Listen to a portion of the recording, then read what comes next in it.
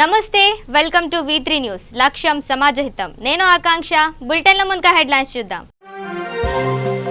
Congress party senior నాయకుడు చిదంబరానికి చుక్కెదురు ముందస్తు bail అంశంపై ఉత్తర్వులు ఇవ్వలేమన్న సుప్రీంకోర్టు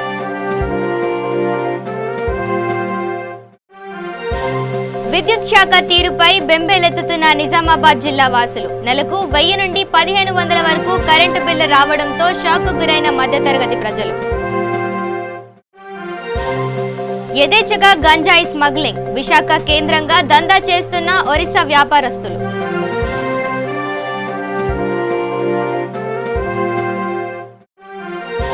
వికారాబాద్ జిల్లా తాండూరులోని SBI బ్యాంక్ మెయిన్ బ్రాంచ్ ఎదుట చోరీ కారు అద్దాలు పగలగొట్టి 50,000 నగదు దొంగలించిన కిలాడీలు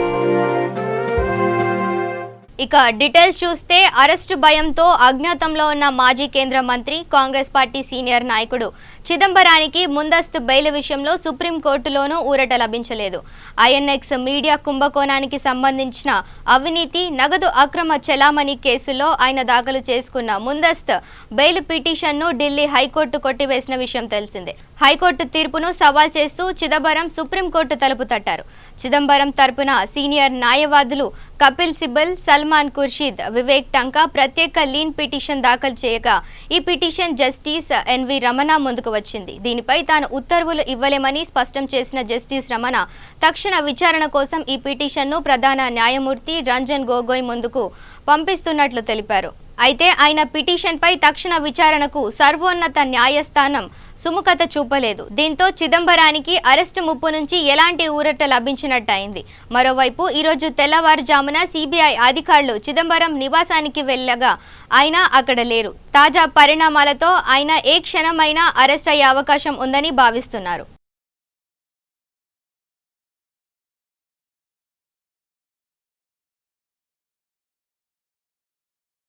నిజామాబాద్ జిల్లాలో విద్యుత్ శాఖ అధికారుల తీరు రోజురోజుకి వివాదాస్పదంగా మారుతోంది. దీంతో సామాన్య మధ్యతరగతి ప్రజలు కరెంటు బిల్లు కట్టలేని పరిస్థితి నెలకొంది. నిబంధనల ప్రకారం ప్రతి నెల ఒక తేదీ ప్రకారం వినియోగదారులకు విద్యుత్ బిల్లులు ఇవ్వాల్సిన విద్యుత్ శాఖ అధికారులు నెల గడిచినా వారం 10 రోజుల వరకు కరెంటు బిల్లులు వినియోగదారులకు సరైన తేదీలలో ఇవ్వకపోవడం, యూనిట్ల సంఖ్య ఎక్కువగా పెరిగి సామాన్య మధ్యతరగతి ప్రజలకు కరెంటు బిల్లులు ఏకంగా 1000 నుండి 1500 వరకు ఒక నెలకు రావడంతో బెంబేలెత్తిపోతున్నారు. ప్రజలు సరైన తేదీలో అధికారుల బిల్లులు అందిస్తే యూనిట్ల సంఖ్య తగ్గి ప్రజలకు సౌలభ్యం మారుతుందని మొత్తం మీద ఈ వ్యవహారంలో పనిచేసి ఒక ముఖ్య అధికారి హస్తం ఉన్నట్లు గుసగుసలు వినిపిస్తున్నాయి.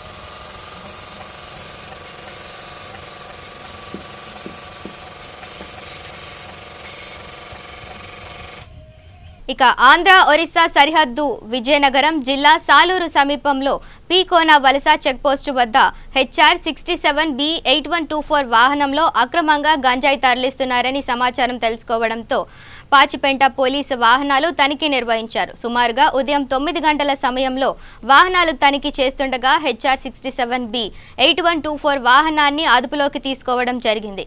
అనంతరం వాహన డ్రైవర్ను ప్రశ్నించగా పరారు కావడంతో పోలీసులు వాహనాన్ని పాచిపెంట పోలీస్ స్టేషన్కు తరలించారు.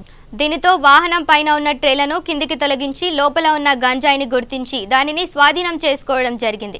ఇది సుమారుగా 1000 కేజీలు ఉండొచ్చని పోలీసులు అంచనా వేశారు. దీంతో పాటు వాహనం మరియు ముగ్గురిని అదుపులోకి తీసుకున్నట్లు పోలీసులు తెలిపారు. దీని విలువ సుమారు 20 లక్షలు ఉండొచ్చని అంచనా.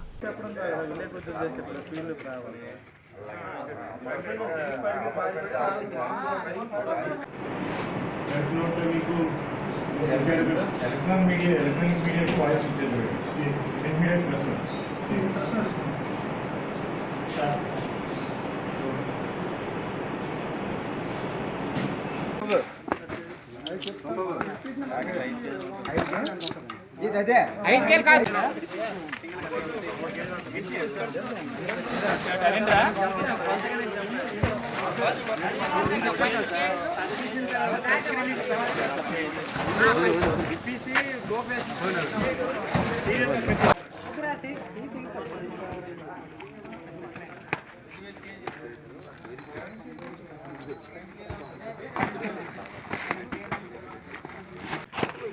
రామకృష్ణ కొద్దిగా వెనక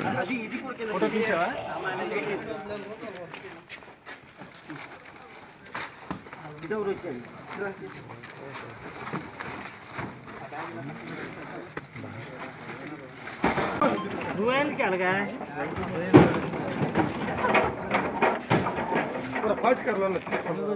కనబడినప్పుడు చెప్తున్నారు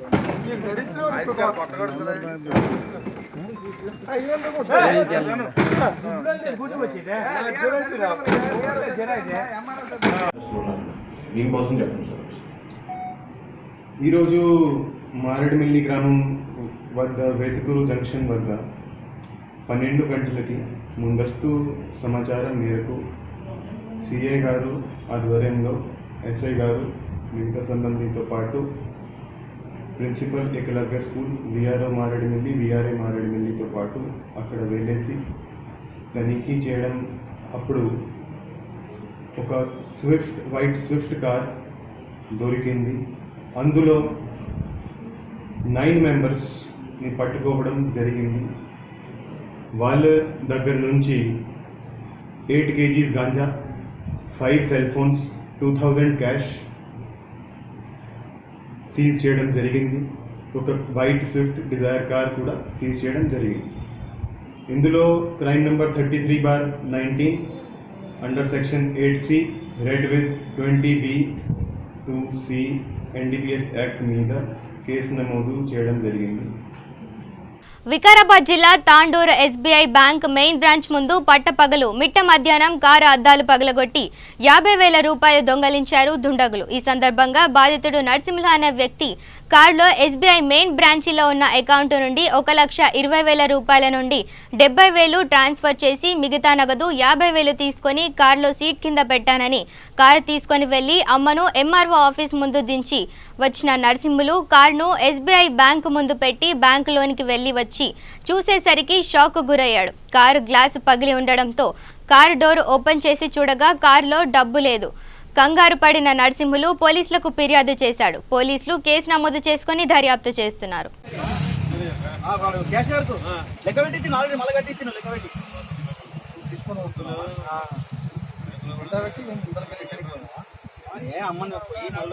అమ్మని దించి వచ్చిన ఇందులో పెట్టి పోయి ట్రాన్స్ఫర్ చేసి వచ్చిన అకౌంట్ ట్రాన్స్ఫర్ చేసి వచ్చిన ఇన్సూరెన్స్ ఉంది కదా ఇన్సూరెన్స్ ట్రాన్స్ఫర్ చేసి వచ్చిన 70,000 ఏమో అకౌంట్ ట్రాన్స్ఫర్ చేసుకున్నా 50,000 నెట్ తీసుకున్నా అన్ని 50 రూపాయల నోట్లు 10 కట్టాలు. దాంట్లో అమ్మాయి ప్లస్ బ్యాంక్ ఆధార్ కార్డు ఉంది, ఆంధ్ర బ్యాంకులు ఉంది, స్టేట్ బ్యాంకులు ఉంది, స్టాంప్ ప్యాడ్ ఉంది. అది గిట్ట ఉండవండి, అందులో ఏమి లేవు. అందులో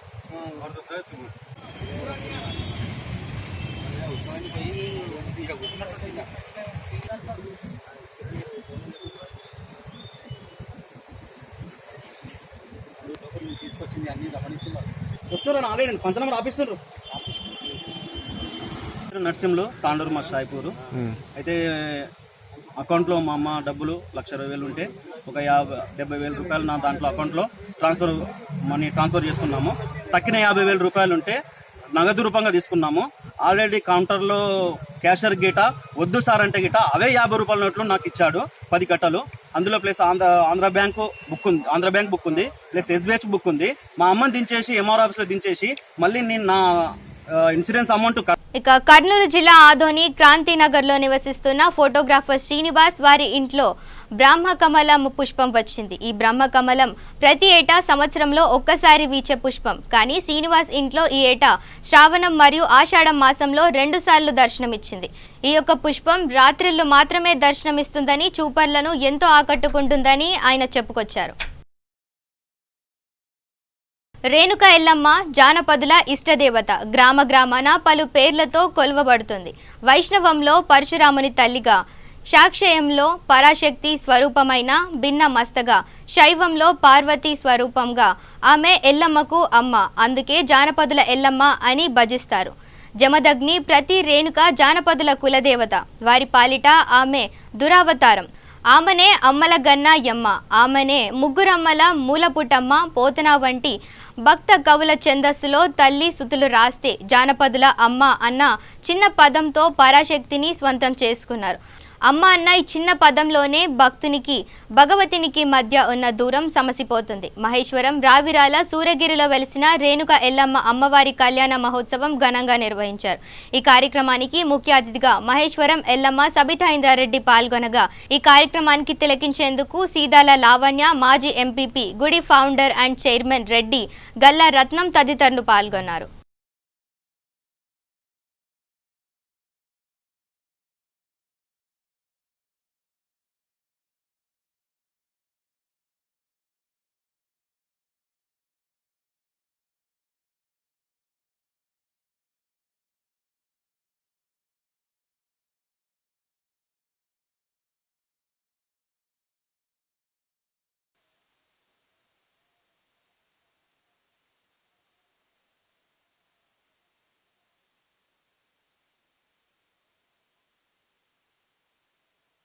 చాలా ప్రజలకు ఒంగు బంగారంగా ఉంటుంది అమ్మవారు. రోజు రోజుకి ప్రతి సంవత్సరం కూడా భక్తులందరూ ఈరోజు పెరుగుతూ వస్తూ ఉన్నారు. అమ్మవారి చల్లని చూపు ప్రజల మీద ఉంటుంది కాబట్టి ప్రజలందరూ కూడా పెద్ద ఎత్తున వచ్చి అమ్మని కొలవాలనే ప్రయత్నం చేస్తూ ఉంటారు. ఈరోజు ఇక్కడికి వచ్చిన భక్తులందరికీ కూడా అమ్మని చల్లని చూపు ఉండాలని, ఈ రాష్ట్రంలో ప్రజలందరూ సుఖ సంతోషాలతో ఉండాలని, రైతులందరూ వర్షాలతో పాడి పంటలు పండించాలని అమ్మవారిని కోరుతా ఉన్నాం. ప్రజలందరూ కూడా కోరుకున్న అభివృద్ధి జరగాలని కూడా ఈరోజు అమ్మవారిని కోరడం జరిగింది. ముఖ్యంగా రైతులకి వర్షాలు బాగా పుష్కలంగా పడి రైతులు బంగారు పంటలు పండించాలి తల్లి అని ఈరోజు కోరుకోవడం జరిగింది. అమ్మవారి దయ వల్ల పుష్కలమైన వర్షాలు పడాలని కోరుకుంటూ ఈ టెంపుల్ అభివృద్ధికి చాలా రోజుల నుండి అందరూ ప్రయత్నం చేస్తూ దినదిన అభివృద్ధి చెందుతూ ఉంది. ఈ అభివృద్ధికి టెంపుల్ అభివృద్ధికి కావాల్సిన చర్యలన్నీ కూడా తీసుకుంటూ ప్రభుత్వం నుండి అందించాల్సిన సహాయ సహకారాలు అందిస్తాం. తెలంగాణ రాష్ట్ర ప్రభుత్వం ప్రతిష్టాత్మకంగా నిర్వహిస్తున్న హరితహారంలో భాగంగా నూతనంగా నిర్మించిన అసిస్టెంట్ కమిషనర్ ఆఫ్ పోలీస్ కార్యాలయంలో ఖమ్మం పట్టణ ప్రాంగణంలో ఖమ్మం ఎమ్మెల్యే పువ్వాడ అజయ్ కుమార్ హాజరై మొక్కలను నాటారు.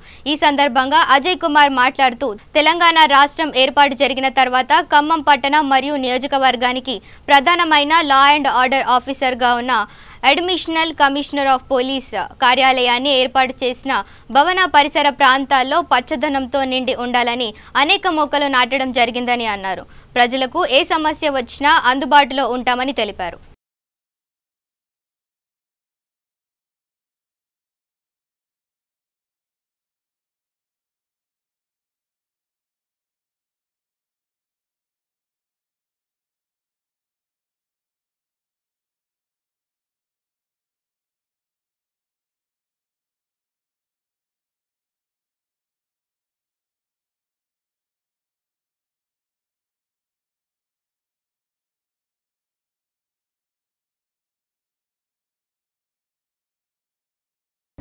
ఖమ్మం టౌన్లో కొత్తగా నిర్మించిన ఏసీపీ కార్యాలయంలో ఈరోజు హరితారం కార్యక్రమం నిర్వహించడం జరిగింది.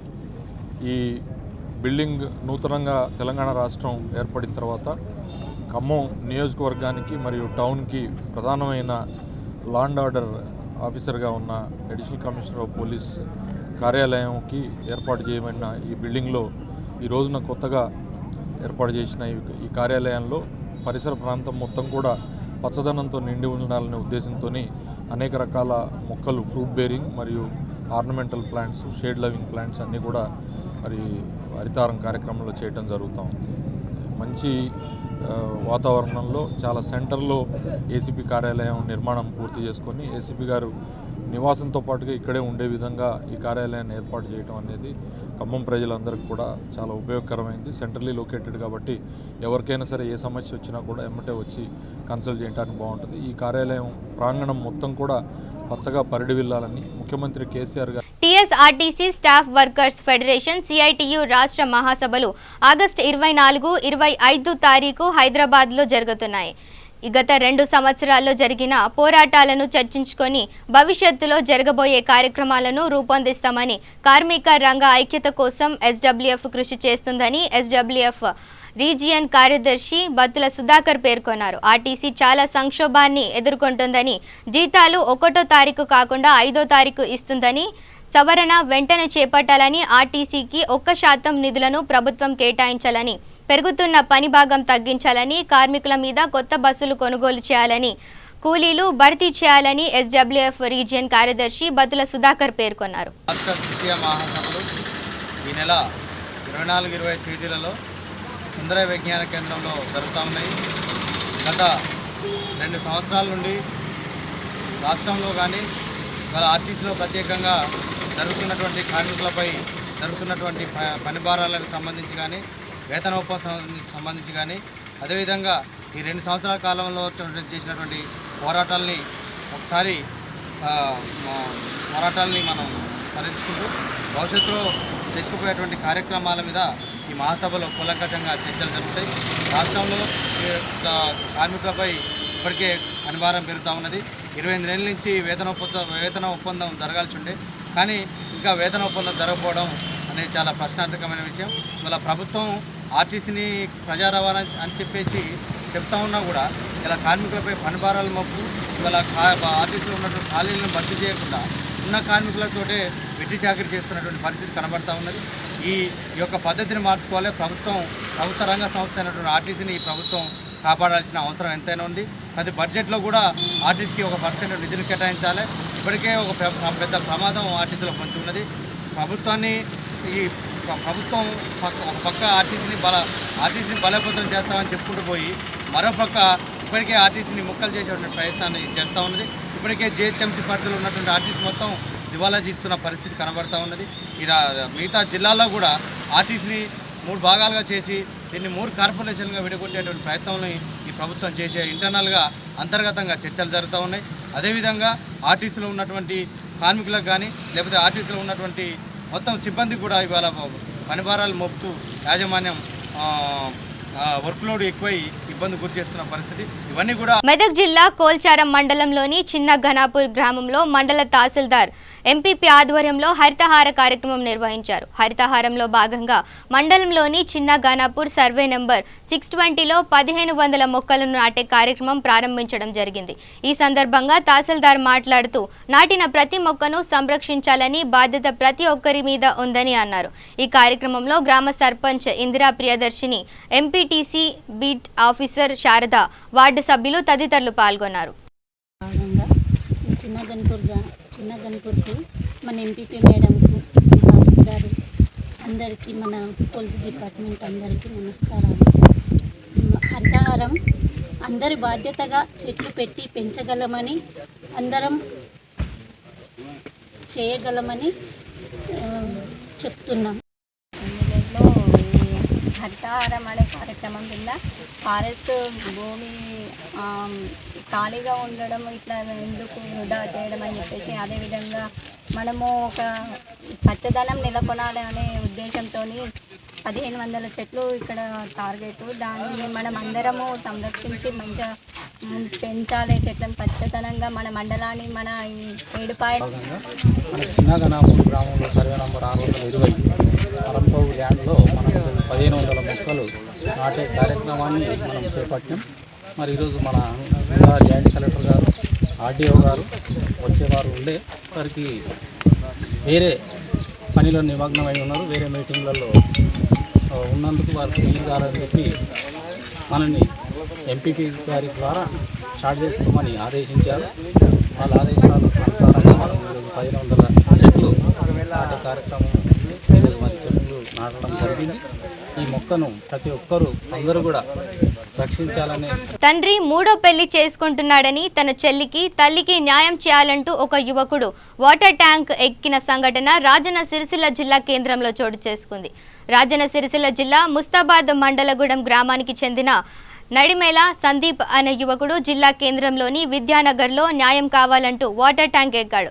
గుడెం గ్రామానికి చెందిన తన తండ్రి రామచంద్రం మూడో పెళ్లి చేసుకుంటున్నాడని, దీంతో తన చెల్లి తల్లి బతుకు అన్యాయం అవుతుందని తనకు న్యాయం చేయాలంటూ ఫేస్బుక్ లైవ్ పెట్టి వాటర్ ట్యాంక్ ఎక్కాడు. విషయం తెలుసుకున్న పట్టణ సిఐ ఘటనా స్థలానికి చేరుకొని న్యాయం జరిగేలా చూస్తానని హామీ ఇచ్చినప్పటికీ యువకుడు కిందికి దిగనని మంకుపట్టి అక్కడే ఉన్నాడు. గతంలోనే 2 పెళ్లిళ్లు చేసుకున్నాడని, ఉన్న ఆస్తినంతా తాగుడు తిరుగుడుకు ఖర్చు చేస్తూ ఇదేంటని అడిగిన మా అమ్మను తీవ్రంగా కొట్టేవాడని, ఈ మధ్యే ఓ అమ్మాయి పెళ్లి చేసుకుంటానని చెప్పడంతో ఆ అమ్మాయి ఇంటికెళ్లి మా నాన్నను పెళ్లి చేసుకోవద్దని, గతంలో జరిగిన పెళ్లిళ్ల గురించి చెప్పినా వినిపించుకోవడం లేదని సందీప్ చెల్లెలు తెలిపింది.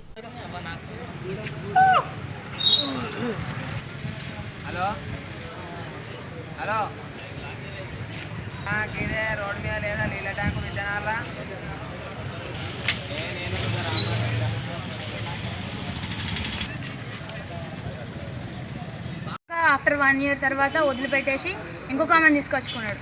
మళ్ళీ వాళ్ళ మధ్యలో ఏం జరిగినో తెలియదు. ఆమెను వదిలేసిన తర్వాత మళ్ళీ మా మమ్మీని తీసుకొస్తే అప్పుడు నేను మా తమ్ముడు పుట్టినాక దేశం పోయి వచ్చిన తర్వాత ఇక బయట ఎఫ్ఐఆర్లు పెట్టుకొని నైట్ అంతా బయట ఉండడం, పొద్దున్న వచ్చి ఇంట్లో ఉండడం, ఇట్లా ఎందుకు చేస్తున్నావు, ఇంత పిల్లలు ఉన్నాయని చెప్పేసి అమ్మ అడిగితే అమ్మను కొడితే అక్కడ బ్రెయిన్ ఎఫెక్ట్ వచ్చింది, దెబ్బలు తాకినాయి. ఎక్కువ ఏడ్చినా పని చేయదు, ఏడ్చైనా ఎప్పుడు ఎట్లుంటుందో తెలియదు. అసలు మాకు ఎటువంటి ఆధారం లేదు. మళ్ళీ ఇవన్నీ చేసుకున్నాక కూడా నేను పెళ్లి చేసుకుంటున్నానంటే నేను హాస్టల్లో చేరిన ముస్తాబాద్ కేజీబీలో.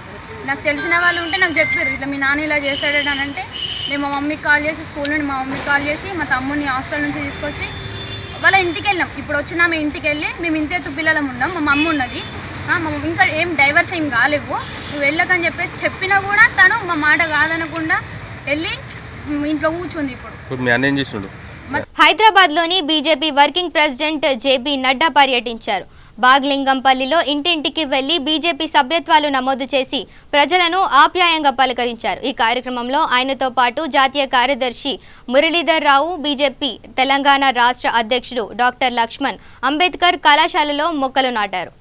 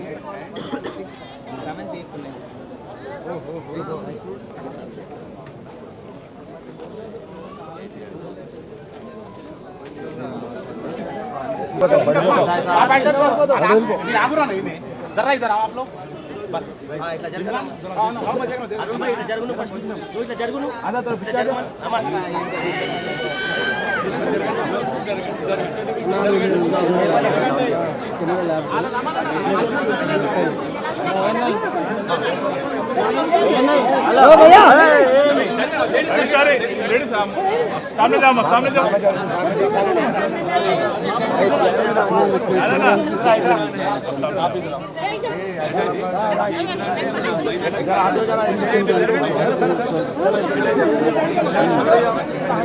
भैया ना ना ना ना ना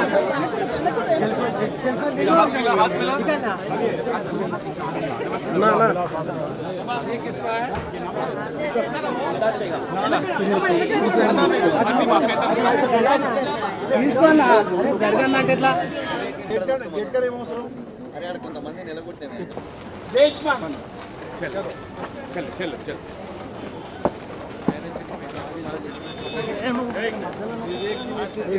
तो मैंने कहा मैं यहाँ फोटो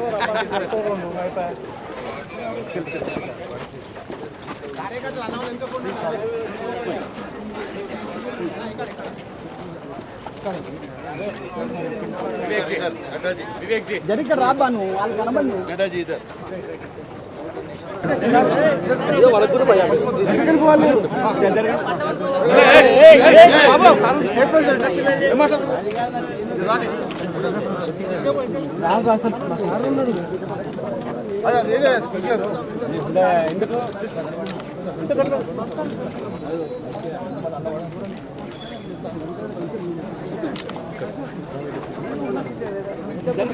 వరద బాధితులను రక్షించేందుకు ప్రభుత్వం యాంత్రాంగంలో కలిసి మంత్రులను పని చేయడం జరిగిందని మంత్రి బొత్స సత్యనారాయణ తెలిపారు. వరద తీవ్రతను అడ్డుకట్ట వేసేందుకు ప్రభుత్వం పట్టుదలతో పని చేయడం జరిగిందని చెప్పారు. వరద బాధితులందరినీ ప్రభుత్వం ఆదుకుంటుందని హామీ ఇచ్చారు.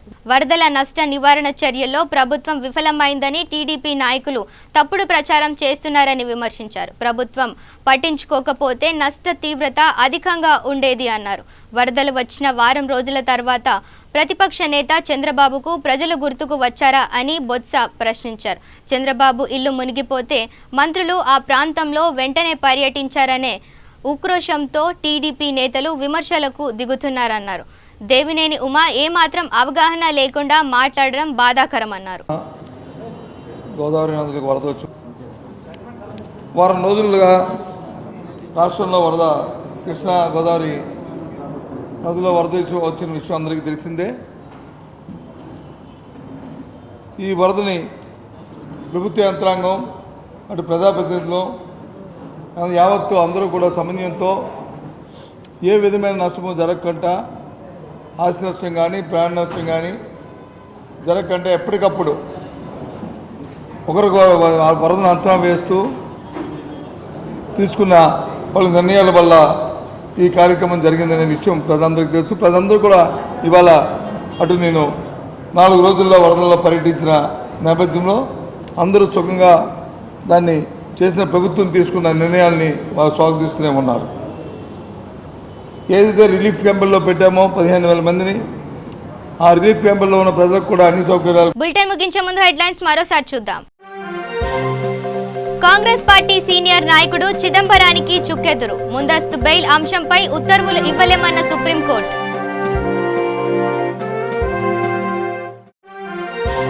విద్యుత్ శాఖ తీరుపై బెంబేలెత్తుతున్న నిజామాబాద్ జిల్లా వాసులు. నెలకు 1000 నుండి 1500 వరకు కరెంటు బిల్లు రావడంతో షాక్కు గురైన మధ్యతరగతి ప్రజలు. యథేచ్ఛగా గంజాయి స్మగ్లింగ్. విశాఖ కేంద్రంగా దందా చేస్తున్న ఒరిస్సా వ్యాపారస్తులు.